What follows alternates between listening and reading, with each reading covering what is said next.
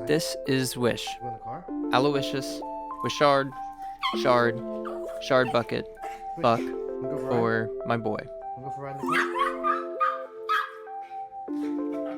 This is him as a boxer, this is him as a football player, and this is him working at the movie shack. Wish has been by my side for as long as I can remember. He's my best friend. When I first got him, it was for a birthday present. I always say he was my birthday wish. From the moment I got him, we were inseparable. I couldn't go anywhere without him, and vice versa. A little bit to our detriment given his separation anxiety today, but still. Wish has been with me through moves from Harrisburg to Myrtle to Greenville to Harrisburg, then back to Myrtle. We used to call him our little princess because of how specific he needed everything to be. If we were to go for a car ride, he would only enter the door he picked. If you tried ushering him into a different entrance, he would just huff at you until you opened his so he could get in.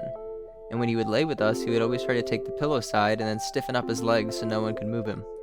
Even recently when it snowed here, he wouldn't poop until we scooped the snow away and he had a clean patch of grass to go on. Until then he was just farting up a storm inside. He always knew who he was, you know?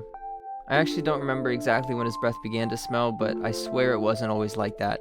When we first got Wish, my dad decided against neutering him because he felt bad cutting off his balls. Yes, I'm dead serious.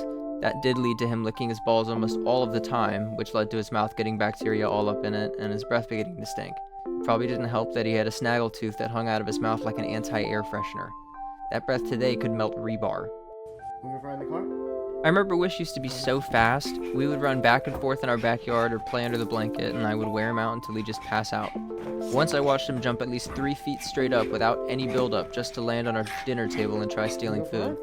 He used to not be able to spell car without him running around in circles so fast you'd think we had the Tasmanian devil as a dog. Eventually his age did catch up to him and he started to develop dog arthritis, making it super difficult for him to be his same lively self. But his vocal cords still worked and he'd let you know. In fact, most dogs don't speak. Wish did though. I swear I could hold almost full conversations with him. Maybe I was the only one who could understand what he said, but he talked back. I'd groan about a customer at work, and he'd groan back and huff because it pissed him off too. He'd always kept his cards close to his chest like that, making us think he's all innocent when really he knows what's going on. Like when we came home to him eating my grandma's chocolate chip cookies off the dining room table, only to diarrhea all over my bed and pillow the following night.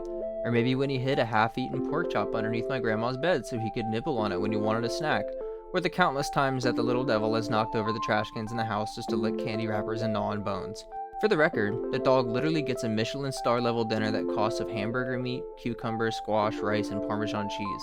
I don't know why he's digging in the trash. Wish's full name is Aloysius Winky Martin. He got that middle name because he jumped into a laundry basket when he was a puppy, and when I tried to get him out, I poked him in the eye by accident, and now his blinks are a little offbeat and he really just winks with each eye. Speaking of him jumping into things, years ago there was construction going on behind my house, so I would let Wish out to go to the bathroom.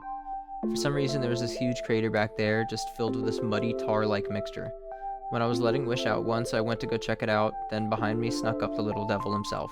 He thought he could swim in it for some reason, even though he's never been keen to swim, and he leapt in.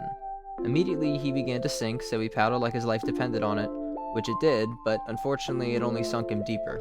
By the time I had processed what happened, he was already about neck deep into it, so I jumped in after him. I grabbed him and we wrestled our way out, and it took hours to clean us off of whatever it was. Wish is more than my dog. He's an extension of me. I love him more than I ever loved anything ever. Wish, you are my best friend and my good boy. I love you and I will miss you always.